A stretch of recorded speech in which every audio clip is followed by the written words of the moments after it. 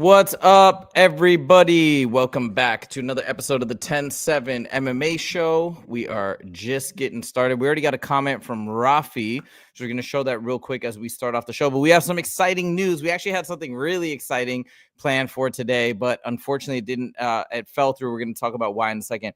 But Rafi says Merab always gets injured doing dumb stuff before the fight. Yeah, the broken toe. We're talking about that later in the show today. That's crazy. And I can't wait to hear Justin's thoughts. Because, Justin's trained with Merab, and also Justin's never pulled out of a fight. 79 fights going strong, so that's pretty crazy. MGal4 Production says O'Malley taking Merab out. God, it's me betting with my heart if I'm picking O'Malley, but I am picking O'Malley. But yeah, I don't know. It's gonna be a wild fight, and I'm very intrigued by this fight as a result.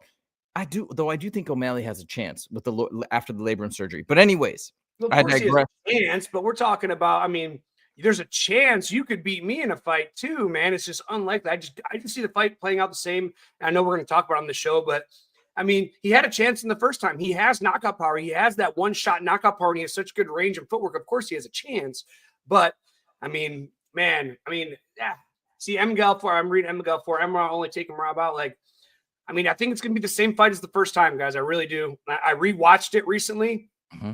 And actually, I didn't rewatch the whole thing, but I was rewatching highlights of it. I just think Merab is too much, man. He can get knocked out and he can get caught coming in. But again, it's that lucky shot. I could catch anybody as well. It's just, I don't know, man. You saw how I think O'Malley needs to play the fight out. Well, let's actually talk about this fight a little bit more because there is some funny breaking news. I don't know if it's funny or it's crazy or what, but Merab posted a photo of a broken pinky toe, which is actually coincidentally, and we're going to talk about Conor McGregor actually today, who's been out of MMA headlines for a while, but he's got some things brewing that sound a little bit sus to me. But anyways, so he has the same injury as Conor McGregor, a broken toe, but he posted it on Instagram. His coach went on Submission Radio to talk about it. He's like, man, I step away from the camp for one day and Merab does some crazy stuff. He's like, I don't know what to say, but he's like, and obviously the coach has to say this. He's like, of course, he would never post anything that would actually jeopardize the fight. No, he's totally fine. He's going to fight. But Justin, okay, my first question to you, what is the likelihood that the commission pulls him from the fight now because Merab has posted that and he's got a broken pinky toe 3 weeks or 2 weeks out from the fight? There's going to be an investigation. They can't just go off hearsay. They can't just go off what somebody says on Instagram, even if it's the fighter, even if it's the fighter. How's my mic got knocked over by the dogs? You guys still hear me all right? Yep. Sounds really good. So, there's going to have to be an investigation because you cannot go into a fight that compromised, and especially with how the commission is where's the fight at? What commission is it? Oh, I forget. Hold on. Let me look it up right now. That does matter. UFC 316 is in. Where is it? Newark, New Jersey. I don't know how their commission is, but okay, so for instance, the commission here, and guys, I always like to go back to my experiences. I had so many great experiences, so many funny experiences. When I was for my UFC debut against Frank Camacho, I make weight, I go into the back. And I'm with the doctor. I'm just on cloud nine. I'm joking around with the doctor. Come on, it's the best time of my life up to this point in my life. And I sit down with the doctor and he goes, let me see your hands. And I reach my hands out and he grabs one and I'm like, ah, I kind of smile and go, ah. Mm-hmm. And he looks at me very sternly. He goes, what, do you want me to pull this fight? And I was just like, what?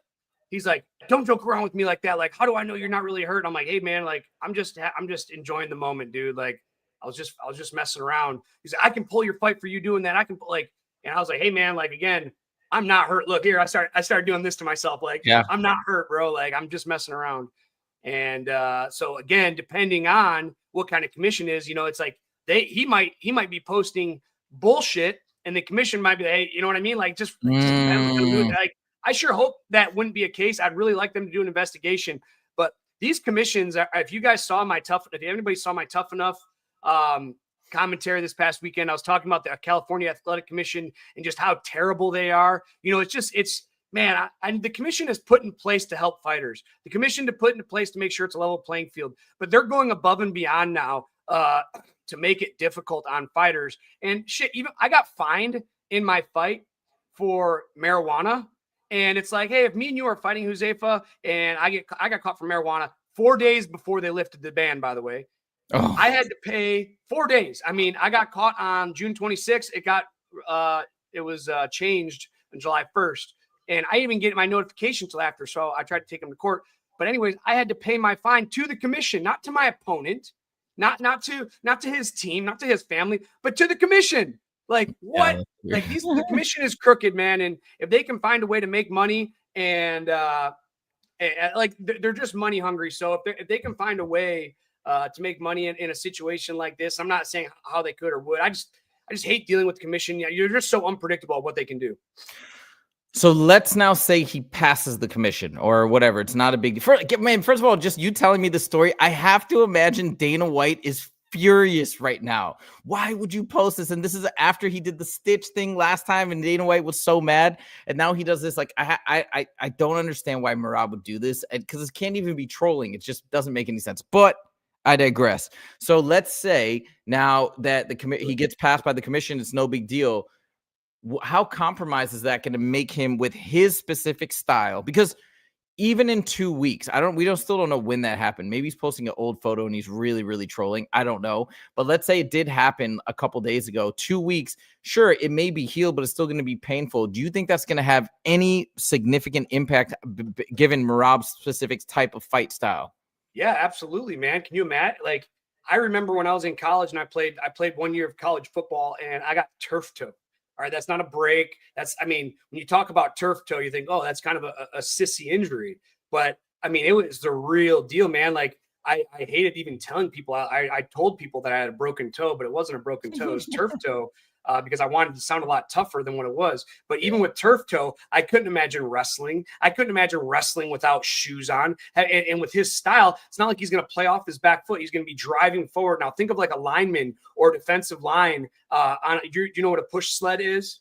Yeah. I've done it. Wait, it's because I've done it with the weights at the MMA gym. Yeah, like that. But a push sled is like you'll have 5 or 8 dummies out, maybe even 10, and you'll get 5 or linemen. They'll line up in a 3-point stance, and the coach will say go, and they have to hit the sled. And if they hit the sled perfect, there'll be a spring in the sled that will compress.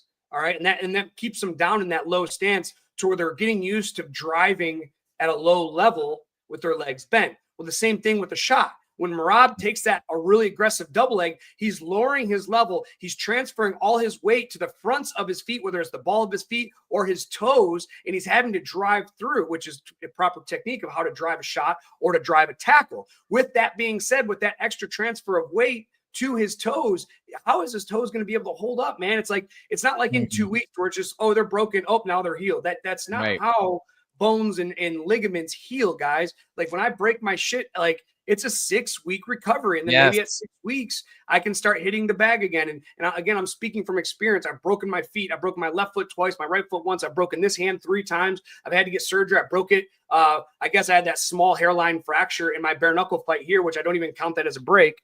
Like I know what the recovery process is. Like even at 6 weeks, sometimes you're still touching the bag. And it's not like you're like, oh my God, it hurts so bad. But it's like, man, if I was bare knuckle or if I had MMA gloves on, like this would fucking suck.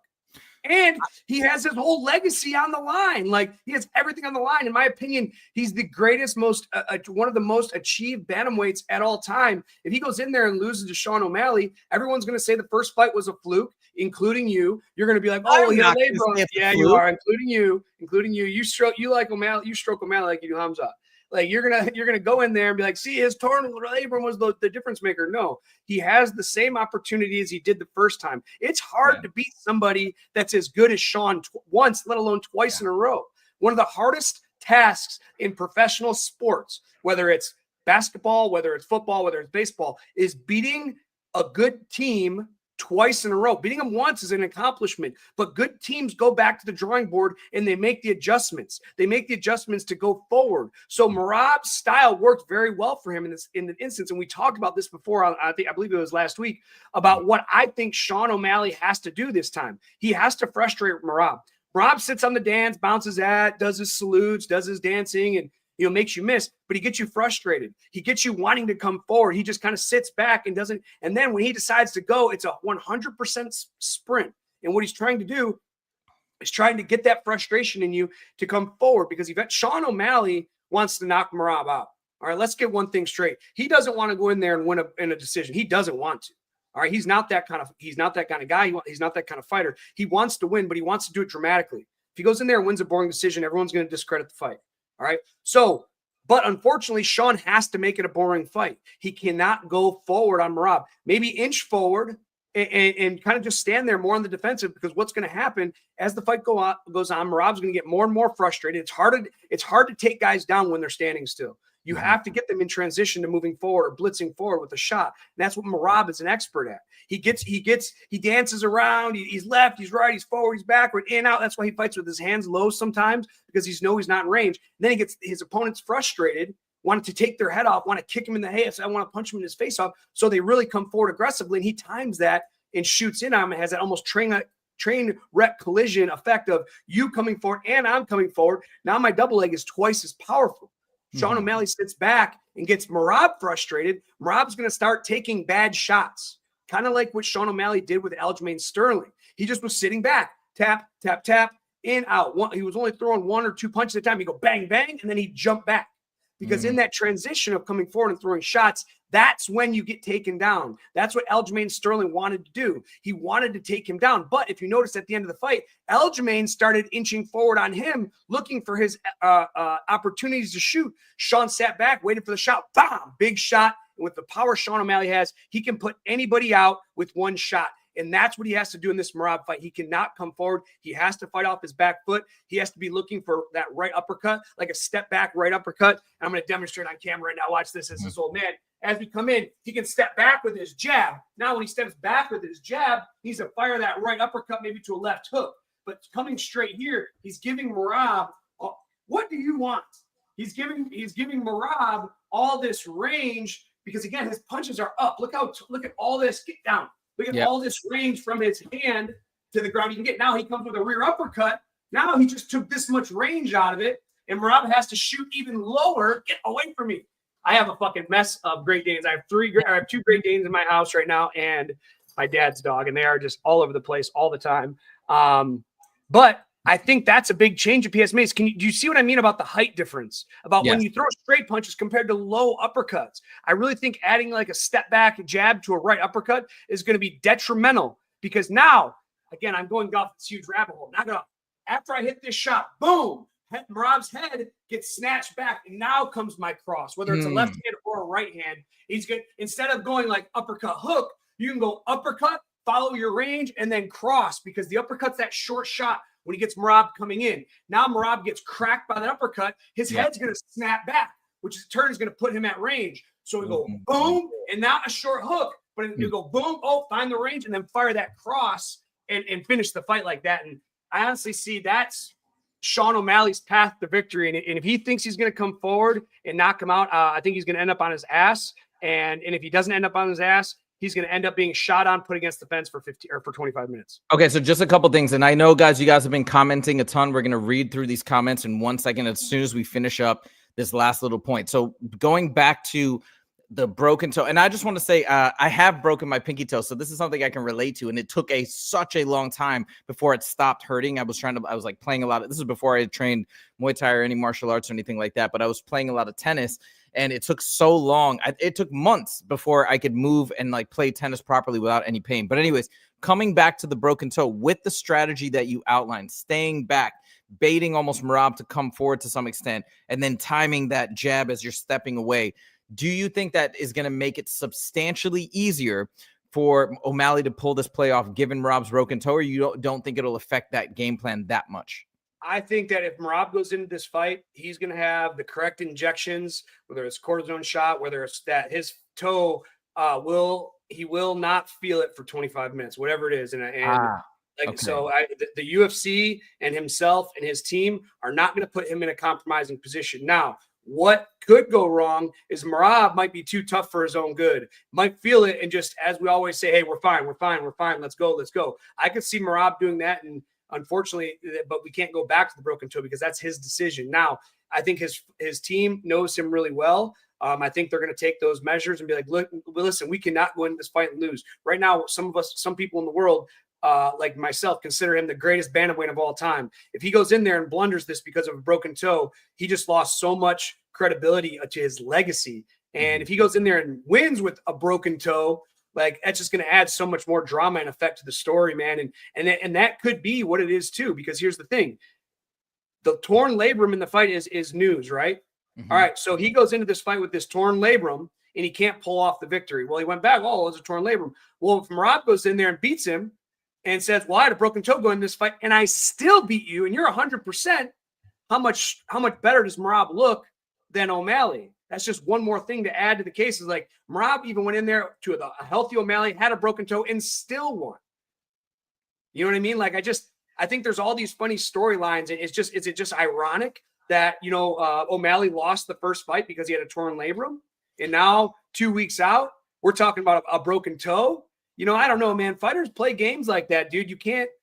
That would not surprise me if this was a big game like that, where he could come out and say, given my style, my feet and my knees are the most important attributes I have for that drive power. Well, I had a broken toe and I'm still shooting it. I shot 50 times in a fight and took you down with a broken toe. This is some like 4-dimensional level chess of like just trying to overcome him, basically, I guess you could say, with that excuse, although it's not an excuse, it's the truth. But with that, I guess some people might call it an excuse of the torn labrum. That would be insane. I actually don't think it's that. I think because he did the same thing. I don't think it's that either, but that'd be crazy. I just think it's an ironic story. If Merab goes in there and smashes him, whether it's true or not, he's going to come out and say, I had a broken toe. And given my style, whether it's true or not, and it probably is true, I don't think he'd make something up like this. But I tell you what, it's not out of the realm of possibility, man. Fighters are fucking weird, man. And they just come up with this crazy shit. Like, look at Chael Sonnen, man. Like, look at the things he spouts off. Like, where do you come up with this stuff from? And dude, I want to give a shout out to that video you made about Chael. But like, he just literally spouts things off, and people believe it. I can't even, dude. You guys got to check out the video that I made. Justin made a video as well, and then I made another video, and I brought up Justin's story. Dude, Chael spread a complete lie about Justin 3 years ago. If you search, you can watch the video anyways. It's got like 200 some views. It's starting to do a little bit better. I think it's a really well made video, but check it out and you can see just the nonsense that Chael does. But okay. So I want to go through and read some of these comments because we got a bunch that we missed here. So Rafi does say O'Malley's been doing a lot of grappling practices. I know everybody says O'Malley, people that have trained with him, and Israel Adesanya just went to train with him. A lot of people say that his jiu-jitsu is amazing, and people have no idea. You have it, dude. You go to UFC Fight Pass, watch this guy grapple. He did like a couple like high level grappling matches in for another organization, because as a fighter you can still compete in that stuff. If you remember, Merab went and did a Sambo tournament, which is essentially an MMA tournament with a gi on. Crazy. But regardless, going out and doing these things, O'Malley's went out and done high level grappling tournament. Look at these fucking dogs. I know. Oh, they're amazing. That is so incredible though. Dude, this fight, people who are mad about this fight, I think haven't really thought about all the different things. Like you just mentioned, the broken toe now could create a new storyline. Hey, I beat you with the broken toe. We haven't even really seen Sean O'Malley's grappling, and I've heard so many people talk about how it's so underrated. I mean, this is a very interesting fight to me, and I think if you're not excited about it, you need to rethink it and reconsider it, because I think it's a great fight. Tehran also says Leon Edwards versus Michael Morales, who just smoked Gilbert Burns, is apparently in the works for UFC 320 in September. I love it. I guess Leon Edwards is really going into this gatekeeper position, which is unfortunate for Leon Edwards fans, but Michael Morales looked unbelievable in his last fight. So I'm looking forward to that. Johnny Monday says, what's up to Tehran? Rafi says, Justin, what's your record, if you don't mind saying? Do you mind saying? I don't even know it. I don't mind at all. My professional record is 17 wins with 11 losses. 17-11. There you go. MGAL4 Production says, I wonder why Josh Thompson hates Shemaev so much. Yeah, I wondered that too. I made a whole video about it. And I think other people have made videos about it. And I called it Shemaev hater on the title. Now, mine didn't get the most views out of other. I think it got like under 1,000 views. But they made another video. I wanted to make a reaction to it where they talk about, hey, did you see that guy who made the Shemaev hater video about you? I was like, I wonder if that's me. But I think it was actually referring to somebody else, but pretty funny. We got other couple funny comments. At last, Conor's turning into Conor McDiddy. We're going to talk about that in a second. It's going to be a quick, almost like a funny story. But I want to go through why I think it's just Conor being a little bit ridiculous. Lane says, not disclosing the hip inner injury was criminal. I believe you're talking about O'Malley in the first fight with the torn labrum. I mean, I don't know. I think fighters don't disclose injuries all the time. So I think it is what it is. But I did a video breakdown of what I looked at, what a doctor talked about, what a torn labrum can do to impact somebody's mobility. I really think it makes a lot of sense that Sean O'Malley performed the way he did. I'm telling you guys. Why would he do it? Why would he take it? Yes, it doesn't make any sense. Okay, so he talked about this. He explained it. So 2 weeks before he got the call to fight Merab at UFC Noche, which was a massive event, right? At the Sphere, once in a lifetime opportunity. He had the injury, but then he got the call and he was like, it was such a big event and the timing, you know, it was just one of those things where the timing had to work out in that particular time. He's like, F it, I'm going to do it. And he's like, I think I can still get it done. That was what he said anyways after the fact. But what's that? I think that's a dumb reason. Yeah, for sure. It may be, I guess, in retrospect. But we got Muttball telling us, congrats on the 2K subs. All right, so I wanted to tell you guys this. I said on Friday that we were going to have Jesse on Fire on the show today. Unfortunately, actually, Justin, he messaged me directly, so you didn't see this. Jesse was not able to join today because he had some Memorial Day plans that came up, and he's like, oh, I didn't realize it was a Memorial Day.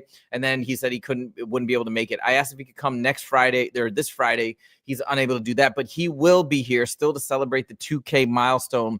I can always ask Oscar. What do you guys think of Oscar? We can get Oscar on here maybe on Friday. That'd be cool. But yes, this was supposed to be, you guys let us know. Who would you like to see? Oscar Willis, who's been on the show, John Morgan, of course, Jesse on Fire. Suarez, Dennis Davis, Eric Dixon. Well, I thought we'd use Eric for a better thing when he has something coming up. Yeah, so Dennis Davis I talked to today. He'd love to come on the show, just wants to know the topics ahead of time. So, singlet wrestling match is what I'm saying. Put it in the top. I got my singlet. I got Huzefa. He'll have a singlet. I don't have a singlet. You probably oh hell yeah, I'll get a neon pink one. So you guys, let us know in the comments if there's a particular guest you want to see. But anyways, Jesse is gonna come. But yes, let's talk really quickly about the 2K subs. This is a big milestone, guys. We just reached 1,000 subs back in January when we had a couple videos that really took off. We had another one that kind of took off this week as well about Robert Whitaker talking about the Shemaiah versus DDP fight that just passed over 13,000 views. It's pretty crazy because we're getting views for some videos. Some like Justin had a video, I think a couple weeks ago that had like 7,000 views. When you get views, for those of you guys who've never tried to make a YouTube channel, getting views like that many multiples beyond your subscriber base it's not super common. It's pretty awesome. Obviously, we have a smaller subscriber base, so it's more likely. Like it's tougher when you get bigger. But anyways, we've been having a lot of really good success with certain pockets of videos, and that's been bolstering the growth. But anyways, just a recap, we've had the channel for 2.5 years now. We just reached 1,000 in January, and now it's only May, 4 months later, and we just hit 2K. So you can see the rate of growth is getting exponential. So it's pretty exciting. What the goal is by August, though. Tell them what the goal is by August. I want everybody to know we do this. The goal by the end of the summer is 10K. And I actually think it's a very, very doable goal. Now you guys tell us, but I think we're getting our flow. We're having a ton of fun. We're really enjoying making both the single topic videos as well. Obviously the show is just an absolute blast. So I think we can do it. I think we're really onto something. I think we have a great formula. We're having a lot of fun. We got you guys who's like, are always showing up and making the chat engaging and exciting and fun as well to have a lively discussion and conversation beyond just having like a show. We like to try and converse with you guys. So I think we're onto something. I think we can do it. That's the goal. So anyways, hey, I got one thing to say to this. I got one thing to say to this. And I just want to give a huge thanks to Huzefa, because obviously guys, without him, like he is the yin to my yang in this sense, because I've wanted to start YouTube channels before. I've tried couple times, and without having immediately success, without having any success we didn't have much success for a year and a half going on 2 years, where we'd have, 500 subscribers. We'd have 3 people on the line. Like, it's daunting coming on. I mean, probably for the first 6 months, essentially it was just him and I talking to each other. You know what I mean? And then Western came on, and then Celine came on, and we started getting our community, so if it wasn't for me, if it wasn't for Huzefa, like this channel would not have happened, man, because after 6 months of a year of talking to myself, but I tell you what, man, he's been so diligent on keeping this live feed going. He's yelled at me a couple times when I've missed shows, and it's like, I seriously, regardless, I make mistakes. I'm getting better about it, but to watch him, how he's built his scholar learning channel from 0 to 120, singing about math songs. Like, I don't know if you guys know this, Huzefa has I'll call it a world famous math channel on YouTube. It has 120,000 subs. And essentially, correct me if I'm wrong, it started off as you singing Math equations. That was one of the early videos. I have like 18 math songs up on there, but one of the first things I did that started building up and getting people to watch is I just did it's primarily SAT math. Now it's expanded to other things, but I was doing Khan Academy SAT math. And you know, the reason that's actually an important part of the journey, that's why I've been on both of us about the consistency, about showing up and doing this on a regular basis, because I've seen how to do it before. Now, granted, it's a totally different topic and a totally different style of video, but I knew that if we just kept at it and kept putting out quality, and that's the beauty of YouTube, is that if you just focus on quality and not all these other like keywords nonsense that like I think a lot of people will tell you that I just don't buy. If you just focus on quality, consistency, and just how to make it a good product, eventually YouTube will recognize it and kind of give you some shine, give you some shout, spread it out to more people so more people can see it. And that's been our philosophy the whole time.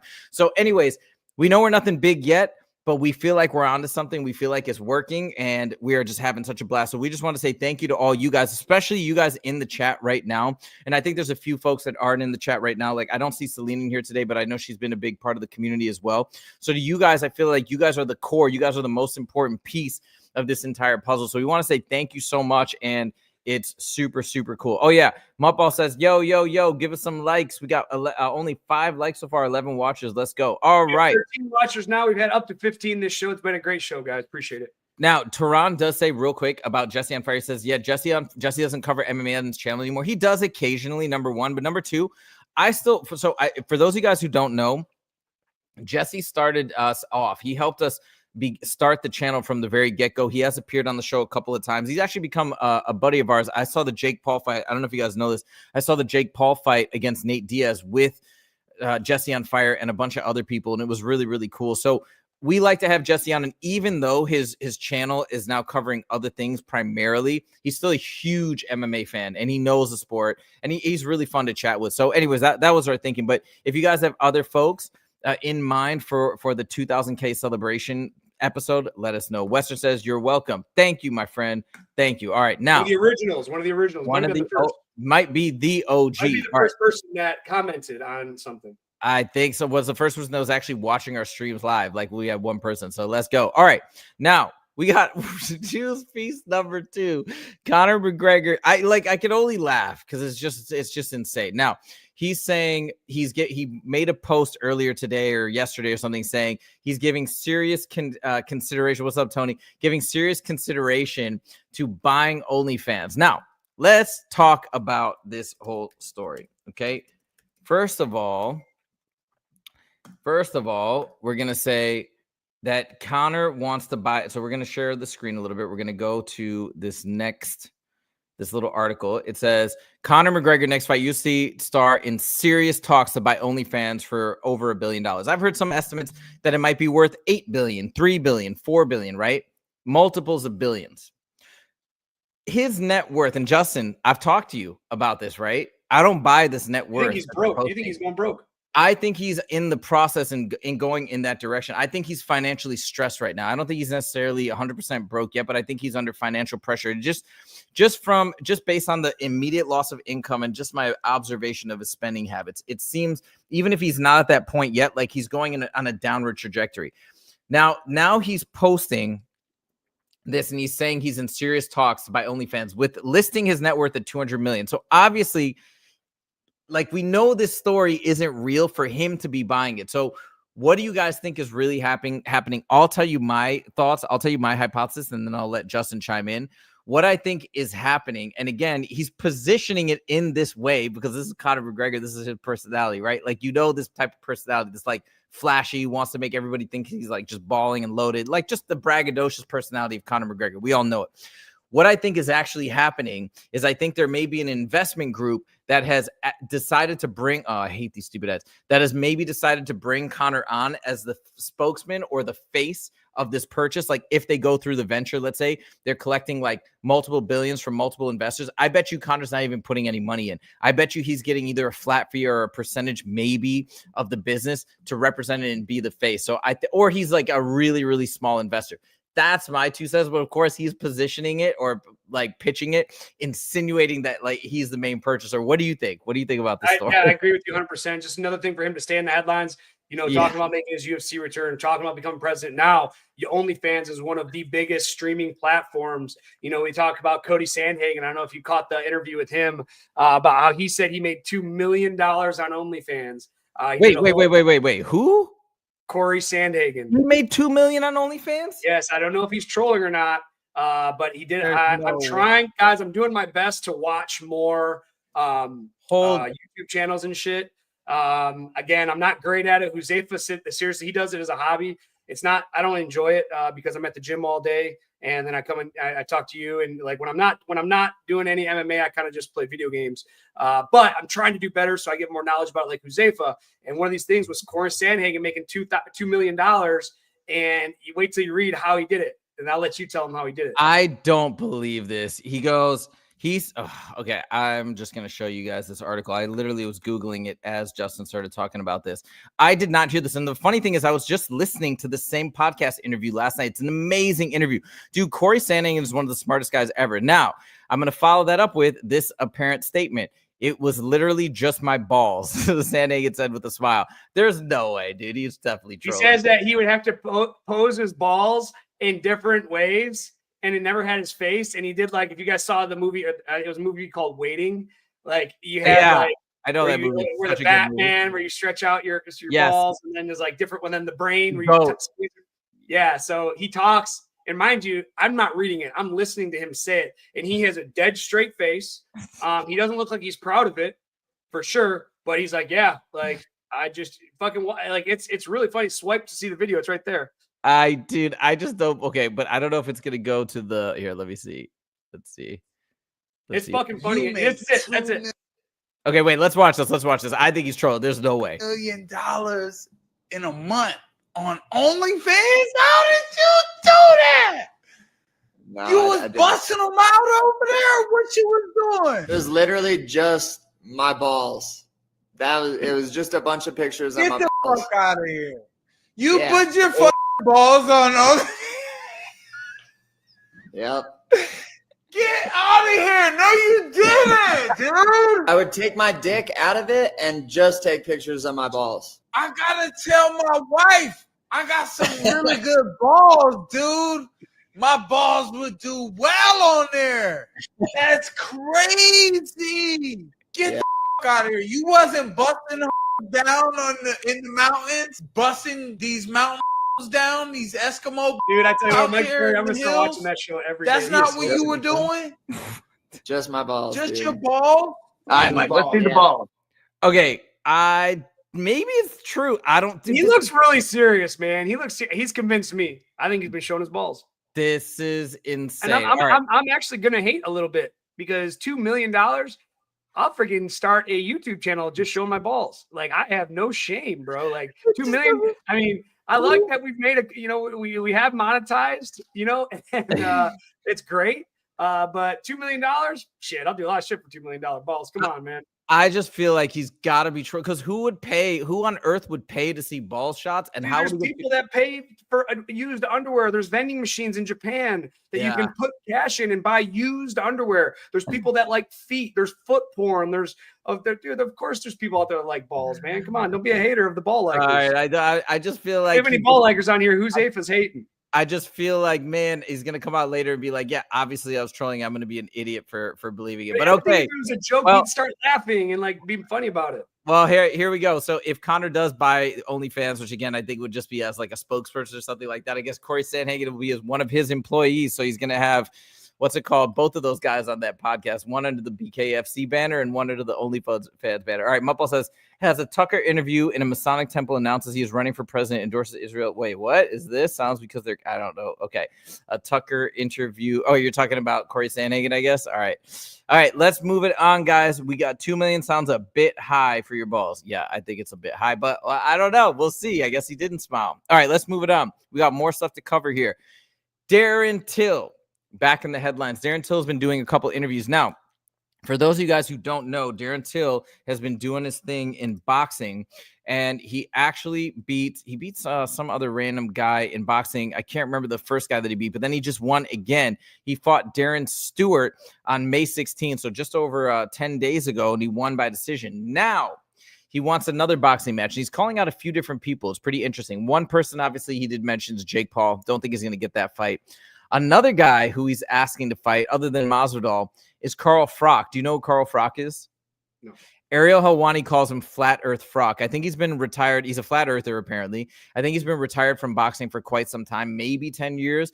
I made a video about his beef between him and Ariel, but he was like a multi-world champion. He was a really, really good boxer when he was active. But that's another fight that he wants. But the last fight that he called out, which I think makes a lot of sense, is Masvidal in boxing. Now, if you guys don't remember, Masvidal and Darren Till, they fought, I believe, at welterweight at 170.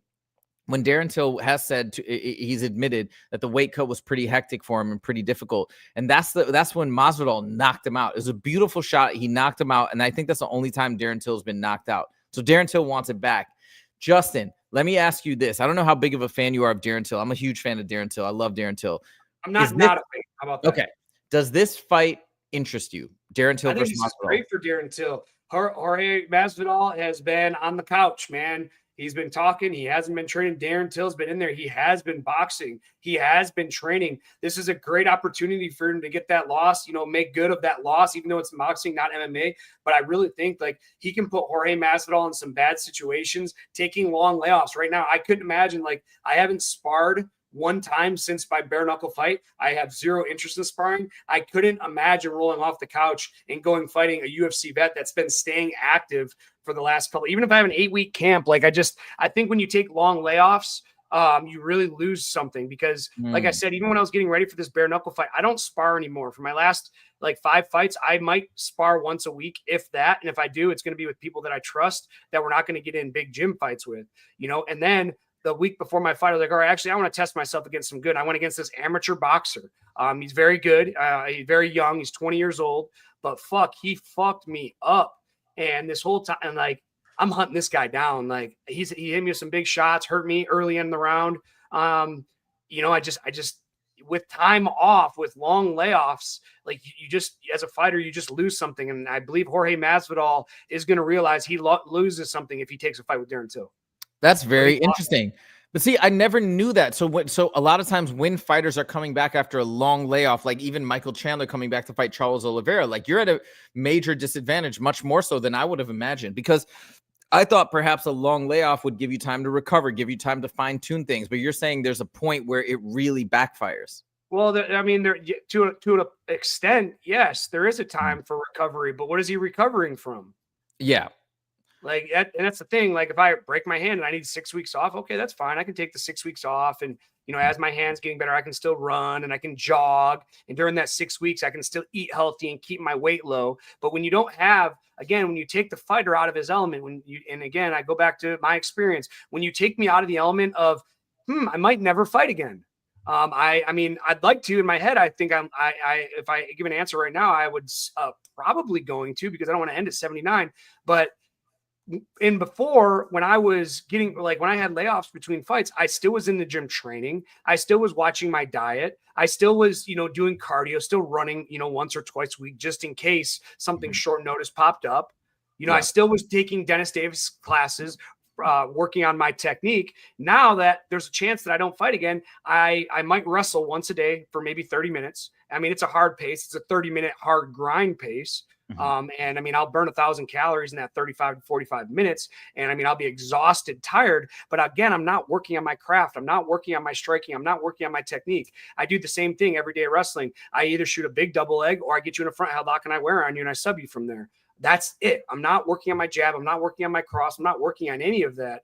And even when I was getting ready for this bare knuckle fight, I spar once a week, man. It's just, you just lose a little something in and that's another thing. As we get older and we take more time off, that you're more prone to injury. So Gray Maynard said it at the end of his career. And I talked to him about it because I was very fortunate to see the beginning of his career, the rise of his career, the demise of his career, and then him transitioning into whatever he does now, which I have no idea because I think he has so much brain damage. He would talk, it's crazy. I remember one time I was flying him to Michigan to do a seminar at Mike Conflitty's gym. And he gets to the airport and he calls Mike Conflitty and he's like, hey man, I'm at the airport. I have no idea why I'm here. I have no idea where I'm going. And we had to cancel the whole event. It was crazy. But anyways, he would always talk about if he was sore or tired in a fight camp, instead of at the end of his career, instead of grinding through those days like we did through our 20s, we take it off. And because we want to feel better for the next day. When early in our career in the 20s, it didn't matter if you're tired. It didn't matter if you're sore. It didn't matter if you had a rolled ankle or a stretched ligament or you hurt yourself or a bruise or whatever. You had to show up to training and you just get mentally toughed it through. And as you get older, you're more prone to take those days off. And that's when you're in a fight. Masvidal hasn't had anything scheduled in so long. He's been sitting on the couch. He hasn't been training. I think this is easy pickings for Darren Till. This just made me think of something. By the way, this makes me more excited to see this fight. I wonder if Masvidal will even take it the way that you have explained it now. But this makes me think of one thing. Well, here's the thing. I'm sorry, I'm going off on these long. What? Wait. Let me just go out here real quick, and then I'll turn it back over to you because I want to hear your thoughts on this. Given what you said about the long layoffs and coming back to fight, does this make you think about John Jones taking 3 years off and coming in and beating Cyril Gane so quickly after a 3-year layoff, then another 2-year layoff to come back and fight? I think it was 2 years around to come back and fight Stipe, maybe a year and a half, and he came back and he rocked Stipe. I mean, given what you said, does that make John Jones's victories at heavyweight that much more impressive? But the thing with John is he's still young and he's still an athletic freak.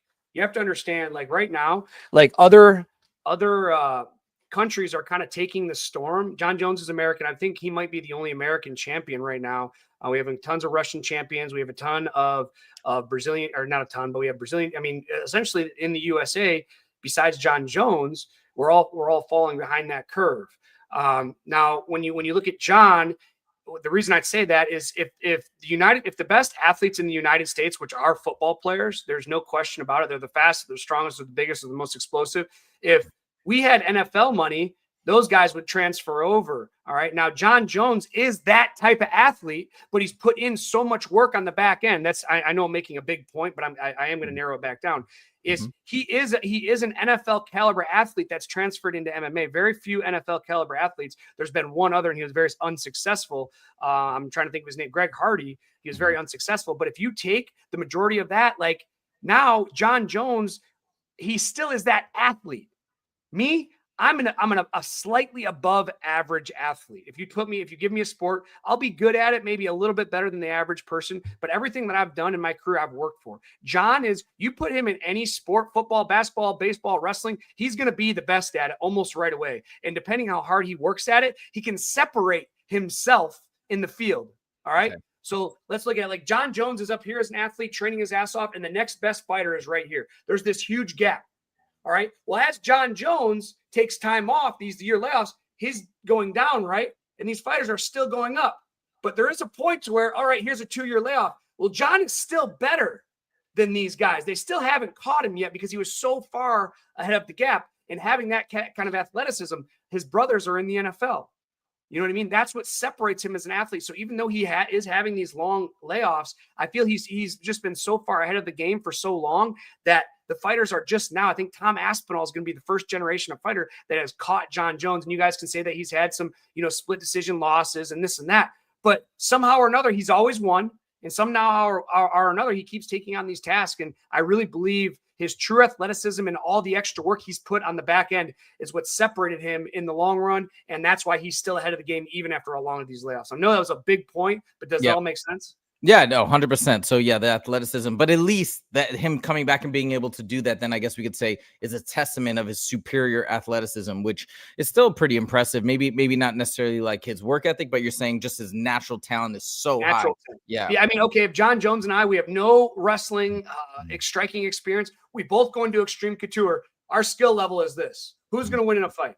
Yeah, John Jones. John Jones, of course, even if we're the same size. Yeah. Right. You know what I'm saying? Like, even if we're and how bad is he going to beat me? Yeah. So for instance, I had this 17-year-old kid. His name's Caleb. He trains at Desert Oasis. I'm sparring with Lars Wittenberger, who's had 8 amateur fights, and Elijah Aris, who's been training and doing privates with me twice a week for 2 years, striking privates, wrestling privates, MMA. He has his MMA debut coming up. You're going to commentate. I'm going to be in the corner. Fusion Fight League in July. This kid is a professional gymnast. He can do flips all over. He can jump off the wall. His athleticism is incredible. He's 20 years old. He's been training with me for 3 years. Lars Wittenberger, 8 amateur fights, and he's been training with me for 3 years. This kid comes into the gym, sees us sparring. He's like, hey, coach, like, hey, could I try that? I was like, what do you want to try? I was like, you want to try the drills? He's like, no, can I try like sparring? And I was like, how old are you? He's a senior in high school. He's like, I'm 17. I'm like, you have any experience? He's like, no, it's just like, I always liked, like I always liked the idea of boxing and this and that. And I was like, yeah, sure. So I put him with Lars and I was like, all right, Lars, take it easy on him. Caleb fucked Lars up. Like, and that was his first time, bro, first time. Allegedly, it was his first time sparring is what he told me. But I was like, you know what, Elijah, go with him. He's like 160 pounds. Him and Lars are about the same size, but Elijah is about 130. I'm like, go with him, but put it on this guy. He's like, all right.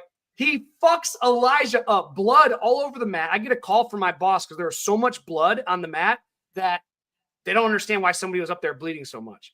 And I was just like, holy shit. So I put on the gloves and I'm like, get over here, motherfucker. Like, I want to see what this is all about. And this guy hit me so hard. I couldn't believe it. And he never hit me with any solid shots. I was blocking and bobbing. But even when he was hitting me in like the top of the head and I'm covered up, like, I'm like, holy shit. Like, this guy is an animal. I end up putting him down with the body shot a couple times in the round. And then I made him do 5 rounds in a row. He had to go Lars, Elijah, me, Lars, Elijah. And after I put him down with the body shot, Lars kind of, he didn't really recover from that. Lars kind of fucked him up.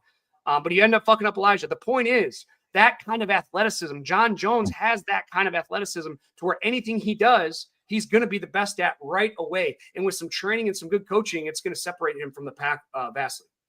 That's so crazy, man. It's like a superpower. All right. We have a bunch more topics to cover and we're going to wrap the show in about 12 minutes. So let's keep it moving. Now, this one is going to be I'm going on these long tangents, guys, but no.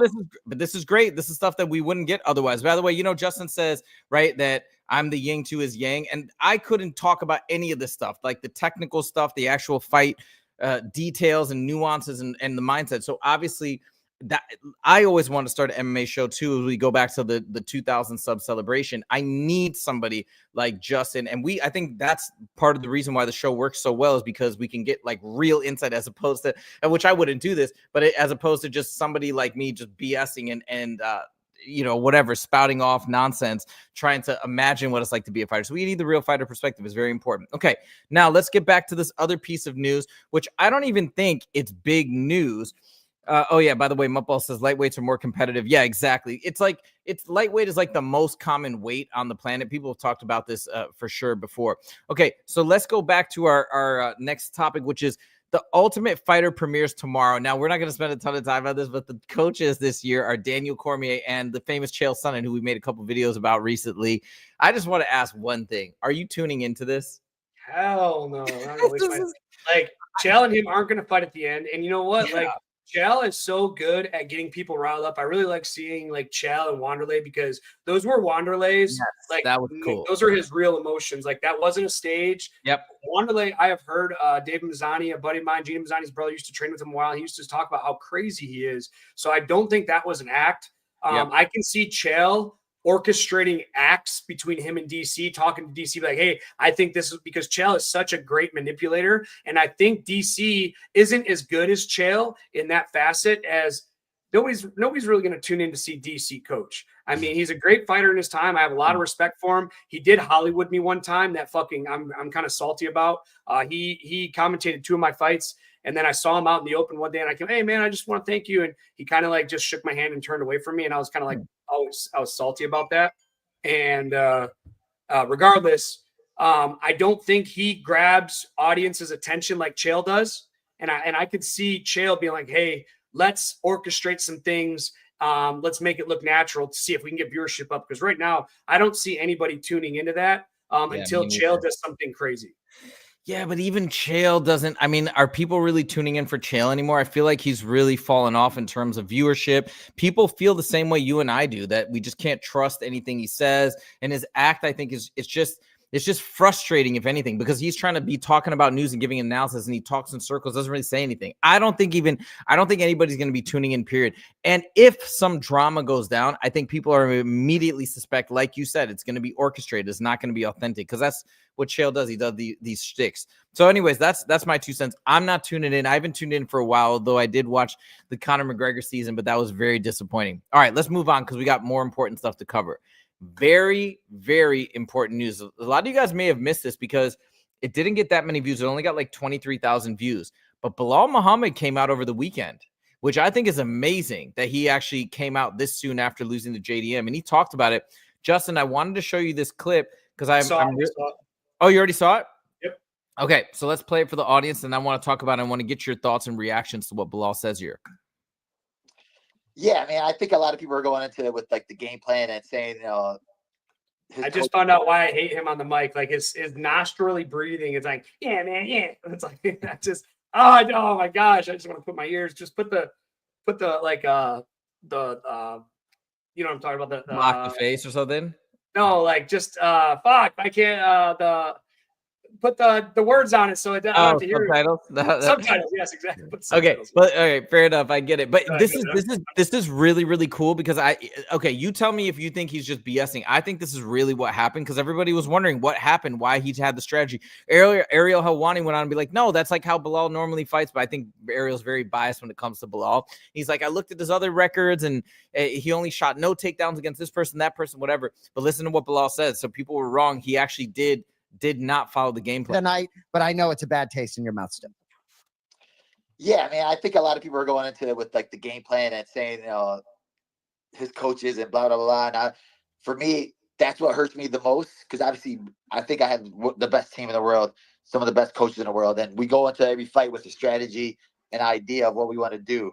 And obviously for us, what our strategy was to take down Jack. It wasn't to go blow for blow with them, brawl for brawl with them. But man, it's a weird moment when you're training something so much and you're getting better at something, which I think my striking has grown so much. And I always said it. And I when I was saying that in the lead up, I wasn't lying about it when I was like, bro, I can box with them. I can strike with them. I'm not afraid to box with them. I'm not afraid to strike with them. And I went out there and I just felt good, man. There's like when they say there's a different energy when you're the champion and you gain 20% better. It's for me, I always thought I was the best in the world, and I still think I'm the best in the world. And I was like, bro, I could strike with this guy. Like people are coming at me telling me I can't strike with him. And obviously we lost the fight, but bro, we stood toe to toe with him. And people could say whatever they want to say and do whatever they want to do. I went against the game plan. I went on my own, and at the end of the day, I'm going to live with that. But it came down to one round, maybe one exchange that could have swayed the judges one way or swayed the judges that way. So was my game plan wrong? It could have went the other way. All right. So those are Belal Muhammad's words. Pretty interesting. He said he intentionally didn't follow the game plan. Justin, what are your first initial thoughts on his entire spiel? First of all, do you buy it? I buy it 100%. Again, experience, dude. I've been there and done that 10,000 times. Like, and I'm embarrassed about it, man, because it's like, as a professional, you develop a game plan, your coaches, you're paying them. And that's the thing. That's why I get so bummed about it. Like, Roman and Dennis put together an incredible game plan for me against Charles Rosa. We wrestled the whole camp. We grappled the whole camp. It was always striking, put against the fence, take him down. Because once I get to half guard or mount, the round will be over and he's not going to be able to get out. I don't care how good of a grappler is. Everyone, he's a black belt, he's this, he's that. Well, guess what? I am too. And that was the game plan. And I end up taking one shot in the third period when I had him hurt. You know what I mean? So again, I can relate to that. You get in the flow of things. And the thing is, in the fight, early in the fight, in the first round, the second round, I had great success. 3-2, bang, bang, and I'm hitting him and his head's snapping back. And the more you land these great shots, the more confidence you're getting in your striking, and you're not thinking about, I still need to take him down. I still need to take him down. And then going into the third round, Dennis is like, hey, like we need to knock him out now. And now it's like, oh shit, like what about the game plan? I've already abandoned the game plan. And you get that again, man, when he's speaking, it feels like it's like deja vu for me, going back to that moment of me going through the same thing. And yeah, and I said it just like, man, it's so deja vu, because after the fight, I was like, man, and that's the thing, it's when I end up losing the fight for me, I lost it for my team because I deviated from the plan, and Belal feels the same way. And had I go back and done my wrestling and took down Charles Rosa like I was supposed to and grinded him out, man, yeah, maybe I'd be still in the UFC, and maybe that money that I would have made would be helping me out a little bit more now. But again, like Belal, we both deviated from the game plan, and we get the ultimate payment now of taking that loss on our record. And he might never become the champ again because of it. And I'm never going to fight, and I was never going to fight in the UFC again because of it. So it's different. It's all relative, though. Like people say, oh, well, he lost a lot more. He might never become the UFC champ again. It's all relative. True. All right? Him being the UFC champ is like me being in the UFC. It's that important to me. And me losing that fight solidified that I would never get back to the UFC, and him losing that fight could solidify that he never gets another title shot, especially with how unpopular he is. Yeah, and I think that very well may be the case. Now, really quick, we got a couple things to cover, and then we gotta roll out. I'm so sorry. I know we've been having a great show, a lot of stuff to talk about, but I have a session starting at 2:30 on the dot. Real quick, it was Rafi said, can you talk about Belal versus Shavkat? I did not know that this was in the works for the Abu Dhabi card, so this is news to me. If this is true, I love it. I think it's amazing, and I'm really excited to see Shavkat fight Belal. I think it's a phenomenal matchup, and the winner maybe, if Shavkat wins, he's probably going to get thrown into the next title shot. I don't know what's going to happen if Belal wins. I think Belal wins. Oh, snap. Okay, we got to talk about the last topic real quick, but that's a very exciting fight, Rafi. I hadn't heard that, but hold on. Last thing. We're going to end on this. Tom Aspinall teases big announcement coming in just 2 days on his Instagram. Big fight news. That's what he teased. Justin, I know you don't care about the John Jones fight, but just throwing it out to you. Do you think this is an announcement of John Jones, or do you think this is an announcement of him fighting Cyril Gane or somebody else? I'm hoping it's Volkov, man. I'm hoping it's Volkov. I just saw an interview from Volkov the other night, and he goes on, and I'm going to try to keep this short, but he goes on to talk about how John Jones has waited so long that he feels he's never going to get the shot. He's always been in the top 5. He's always put on some incredible fights. You know, I really hated his loss when he got knocked out by the sweaty balls guy, Derek Lewis. Like, I really hated that. I thought he was winning the fight up until then. Obviously, super bummed about it. But I think he's held out. Now he's old. Now he's getting old, man. And I don't know if he's going to be good enough to win the championship now. But he's held out. And, you know, Volkov, I think he's just been such a great guy for the sport and such a great guy for division. Every time he's in a fight, it's an incredible fight. He's had some incredible wins, some heartbreaking losses. And I think it'd be so awesome if Tom Aspinall, it wouldn't be a huge headliner fight, but I think it'd be an awesome, awesome fight. Tom Aspinall versus Volkov instead of John Jones, just to be like, you know what, fuck you, John Jones. We're going to go with the guy that's ranked like 5th or 6th, and because we're sick of dealing with you. Unfortunately, I know that's not going to happen. But I don't care to watch him fight Cyril Gane. Fuck Cyril Gane, fucking bum. I love Cyril Gane.